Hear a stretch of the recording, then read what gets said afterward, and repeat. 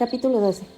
A la mañana siguiente, lo primero que hice al pasar por el salón fue mirar a la chimenea.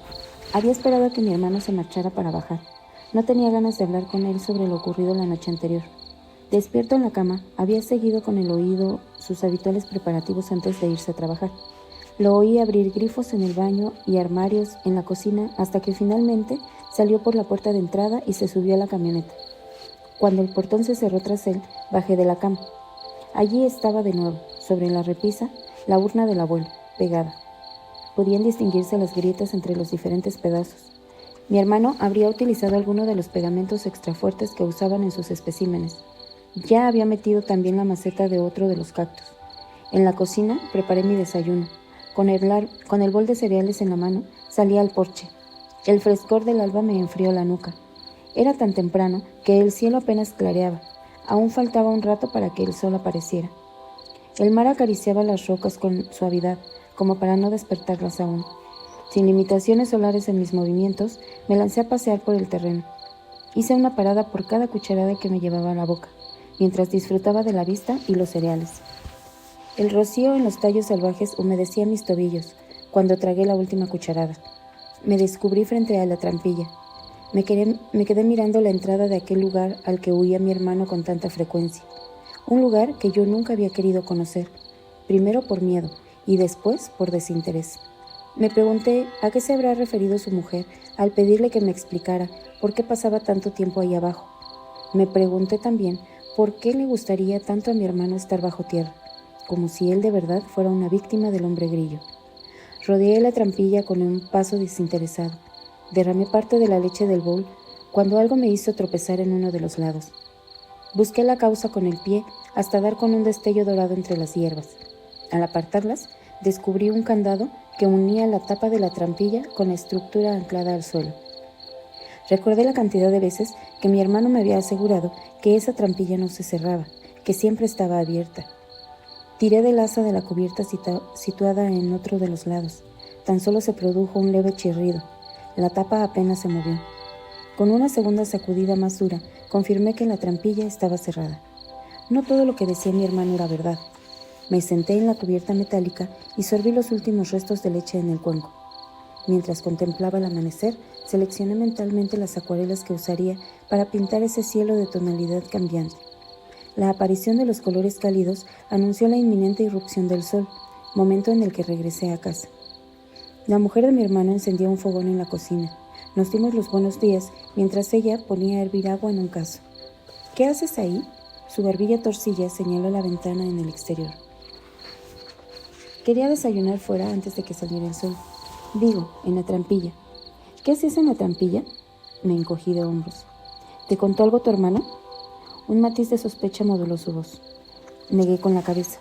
Le expliqué que mi hermano no quiso hablar y que yo había acabado rompiendo la urna del abuelo. Ella estiró hacia abajo la comisura de sus labios al imaginar la escena. ¿Por qué no me lo cuentas tú? Pregunté. Cuéntamelo tú, sea lo que sea. El agua entró en ebullición y ella aprovechó para darse la vuelta y ocuparse de sus cosas. Tiene que ser tu hermano. Metió un biberón en el agua caliente. Yo no pienso intervenir. ¿Pero intervenir? ¿En qué? Fue una condición que puse para regresar. No intervenir. Harto de mantener conversaciones en clave que no entendía, dejé caer el cuenco vacío en el fregadero. La cucharilla tintineó con virulencia contra la loza. Conmigo no te enfades, que yo voy a estar aquí para ayudarte, igual que estoy aquí por mi hijo. Durante un instante se le desenfocó la mirada, como si evaluara lo acertado de alguna decisión del pasado. Acabó de sacudir la cabeza, y por su padre, vertió unas gotas de leche del biberón sobre el dorso de una mano y la probó. Después me ofreció un abrazo que no correspondí. Ay, perdón, dijo ella. Todavía no sé cuándo es que sí y cuándo es que no. Me encogí de hombros porque yo tampoco lo sabía. Yo creo que estás preparado, susurró ella devolviendo la conversación a mi hermano. Solo tenemos que esperar a que lo esté él. Como sucedáneo del abrazo que quería darme, apretó mi mano sobre la encimera y sacudió el biberón en el aire. Me voy, antes de que se enfríe esto. Sin avisar, abrió la puerta de la cocina para marcharse. Una repentina franja del sol atravesó el suelo hasta el fregadero, creando una pared irreal de polvo matutino. La banda amarilla me alcanzó de lleno como una cuchilla que pudiera cortarme por la mitad. Un ardor inmediato encendió la piel de mis piernas, mi cuello, mi cara. Sentí que toda ella se convertía en liga. Me protegí los ojos con los antebrazos, pensando en sacrificar los miembros antes que la vista. El resto de mi cuerpo comenzó a agrietarse. El súbito olor a quemado que invadió la cocina me provocó una arcada. Olía a mi sangre quemada. Contraje la garganta para no tragarme la lengua deshecha. Desorientado, me dejé caer al suelo. Me arrastré a un lado, confiando en escapar de la franja solar. Con la respiración entrecortada, empecé a sentir que la quemazón remitía. Los brazos dejaron de arderme. Me toqué la cara. Comprobé aliviado que seguía intacta. No vi las articulaciones, muñecas, codos y tobillos. Aún funcionaban. No se habían quedado atascados. Abrí los ojos poco a poco, aún protegidos bajo las manos. Al destaparlos, descubrí que no solo había huido del sol, sino que la franja solar tampoco estaba allí. La mujer de mi hermano se encontraba frente a la puerta. La he cerrado enseguida, dijo, y seguías retorciéndote. Examiné la piel de los brazos, los talones, las rodillas. Me olí las manos. Aún huelen a quemado, dije. Si hubiera tardado un poco más en escapar del sol, la carne se me podría haber resquebrajado, rota en pedazos como la urna del abuelo al caer al suelo. Ella regresó a los fuegos, cogió el cazo y lo vació en el fregadero. Es esto lo que huele. Me enseñó el plástico derretido en la unión del mango con el metal. Siempre huele así cuando lo uso. Los fogones son demasiado grandes. No es el mismo olor. Sentado en el suelo con la espalda contra un armario de la cocina, me llevé las palmas a la nariz. Inspiré en ellas. Esto es por dentro. Me estaba empezando a quemar por dentro. Ella se agachó a mi lado. Reconocí la peculiar expresión de preocupación en su rostro, lo que me dedicaba siempre que hablábamos del tema. Abrí sin pensarlo. Perdóname por no avisar, dijo. Pero no te ha pasado nada, solo te ha dado un segundo el sol. Y si te hubiera dado más tiempo, tampoco habría pasado nada. Flexioné las rodillas para formar un escudo con el que protegerme. Me da igual que no quieras escucharlo, continuó ella, pero esta fobia tuya es irracional, una mentira que te cuentas a ti mismo, y esa mentira es la que te hace daño, no el sol. Está todo en tu cabeza. Tu hermano no deja de repetírtelo. Me levanté sin contestar. Aunque quería escapar a mi cuarto, no podía ir al salón. Tampoco podía salir ya al porche, así que me tuve que quedar en la cocina. Me senté en la mesa y supuse que ella me diría a continuación que me creía muy mayor para ciertas cosas, pero que, para otras, seguía actuando como un niño. No dijo nada, solo testó la temperatura del biberón en su mejilla, la dio por válida y se marchó. La franja del sol regresó a la cocina cuando abrió la puerta. Aunque ni siquiera me rozaba, subí por si acaso los pies a mi asiento. Ella echó las cortinas en el salón. El estridente recorrido de las argollas a lo largo de la barra trajo consigo el cobijo de las sombras. En lo alto de la torre arrastré los pies por la espesa moqueta que revestía el suelo del estudio. Me encantaba sentir el suave tejido entre los dedos. Frente a la estantería, busqué una nueva lectura en la biblioteca de mi hermano. Mi dedo pasó por el maravilloso Mago de Oz que encabezaba la numeración y continuó el libro que llevaba la etiqueta número 2, uno para niños titulado Manual del joven espía. Recordé cuando quise leerlo de pequeño y mi hermano me aseguró que a él esas páginas lo habían convertido en un verdadero espía. El abuelo asintió al escucharlo. Según mi hermano, el libro era tan bueno y tan confidencial que debía ganarme el derecho a leerlo. Como muestra de sus habilidades y como reto para saber si yo también estaba preparado para aprender a ser un espía, me entregó una hoja llena de cifras. Me dijo que era un mensaje secreto que podía descifrar en su biblioteca y me acompañó a subir la escalera de la torre para que resolviera el enigma. Al principio no entendí cómo se suponía que debía descifrar el mensaje, pero de pronto imaginé que los números podrían corresponderse con los de las etiquetas en sus libros. Los busqué uno a uno y desplegué los 19 sobre la moqueta del estudio. Me quejé diciendo que eran muchos libros, muchas páginas, que cómo iba a encontrar ahí ninguna respuesta a nada.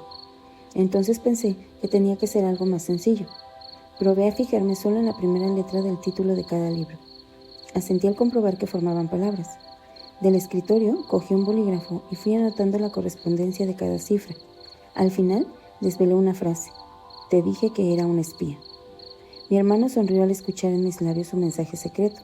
Superado el reto, me concedió el permiso para leer el manual.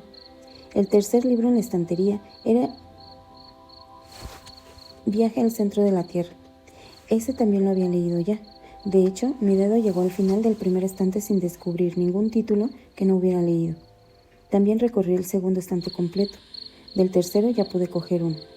La mujer de mi hermano habló desde abajo. ¿Puedes vigilar al niño un rato? Que voy al gallinero. Preguntó.